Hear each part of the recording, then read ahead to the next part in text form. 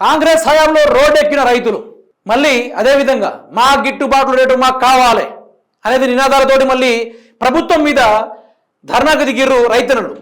దూది రైతు దుఃఖం, ప్రభుత్వాల నిర్వాకం, పత్తి రైతు శాపం, తేమ పేరిట కొనుగోళ్లకు సిసిఐ నిరాకరణ, అన్నదాతకు శాపంగా ఎకరానికి 7 క్వింటాళ్లు, ప్రైవేటుకు అమ్మితే క్వింటాకు 1300 నష్టం, నేటి నుంచి జిన్నింగ్ మిల్లులు మూసివేత. ప్రభుత్వం ఎంత గొప్ప నిర్ణయం తీసుకుందంటే, రైతుల మోసపడుతుంటే కేంద్రం రాష్ట్రం మొద్దు నిధుల కొనుగోళ్ల సంక్షేమానికి 2 ప్రభుత్వాలే కారణం. తేమ శాతం, Kapas Kishan app registration, ginning మిల్లుల అవినీతి అని కుంటి సాకులు.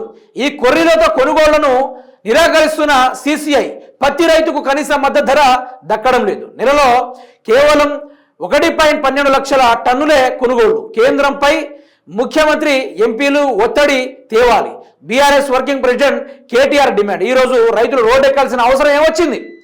ఏ అవసరం వచ్చింది? కేసీఆర్ గారు ఏనాడైనా రైతులు ఈ విధంగా చేశాడా? తేమ ఉన్నా, తడిచిపోయినా, పొట్టు ఉన్నా సరే లట్టుపోటుతో సహా మొత్తం కొనుక్కొని పోతామని కేసీఆర్ ఒక్క మాట అనడంతో అధికారులు అట్లా పనిచేశారు. చూడండిగా, మోర్లే రాము, ముంజం సంతోష్ ఇద్దరు పత్తి రైతుల ఆత్మహత్య.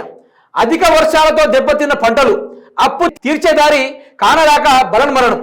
ఆసిఫాబాద్ జిల్లా వేర్పల్లి, గంగాపూర్ గ్రామాల్లో విషాదం చోటు చేసుకుంది. సిగ్గుందా ముఖ్యమంత్రి రేవంత్ రెడ్డి? కొంచెం సిగ్గు తెచ్చుకో. గత ప్రభుత్వంలో ఏ నాడైనా ఈ విధంగా అప్పుల బాధతో ఎవరైనా మరణించారా? మరి ఆ కుటుంబాలని మనోధైర్యాన్ని ఇచ్చుడు కానీ తుమ్మల నాగేశ్వరరావు వారిపైన ఏమైనా నిర్ణయాలు తీసుకున్నారు? ఏమైనా చేశాడా? ఏం తీసుకుని లేదు. ఇక ఈడ చూసుకోండి, కొనుగోళ్లకే ఎసరు, పంట సేకరణపై చేతులెత్తేసిన కాంగ్రెస్ సర్కార్. నాడు బోనస్ కూడా ఇస్తామంటూ హామీలు, నేడు కేంద్రమే కొనాలంటూ వినతులు. ఆర్థిక భారం సాకుతో కొనుగోళ్ల బాధ్యత నుంచి తప్పుకునే పనిలో కాంగ్రెస్ సర్కారు. కేంద్ర ప్రభుత్వం దయతలిస్తేనే జొన్న, మొక్క, సోయా కొనుగోళ్లు, లేదంటే రైతు ఆగమే, మేము చస్తామనుకుంటూ వార్నింగ్లు కూడా ఇవ్వడం జరిగింది. రైతులను దగా చేస్తున్న సర్కార్. వానాకాలంలో ఓట్ల కొనుగోలులో రాష్ట్ర ప్రభుత్వం నిర్లక్ష్యం.